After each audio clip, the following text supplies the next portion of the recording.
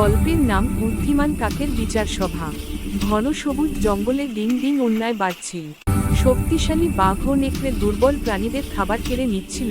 হরিণ আর খরগোশ ভয়ে দিন কাটাচ্ছিল। কেউ প্রতিবাদ করার সাহস পেত না। ঠিক তখনই বুদ্ধিমান কাক কালো ডানা মেলে উঁচু ডালে বসে ডাক দিল, কা কা কা। তার ডাক শুনে জঙ্গলের সব পশু বুঝে গেল, আজ বিচার সভা বসবে।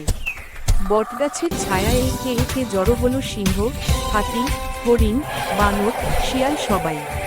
কাক সভার মাঝখানে দাঁড়িয়ে বলল, জঙ্গল সবার ঘর, এখানে জোর নয়, ন্যায় চলবে। বাঘ গর্জে উঠল, কিন্তু কাক শান্ত কণ্ঠে বলল, শক্তি থাকলেই অন্যায় করা যায় না। হাতি সাক্ষ্য দিল, কিভাবে নেকড়ে ছোট প্রাণীদের তাড়ায়। বানর বলল, বাঘ কিভাবে ভাগের বেশি নেয়।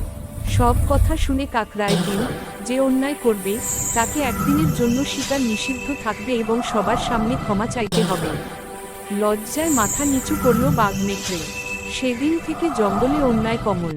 সবাই বুঝল, ছোট হলেও বুদ্ধি আর ন্যায় শক্তি সবচেয়ে বড়।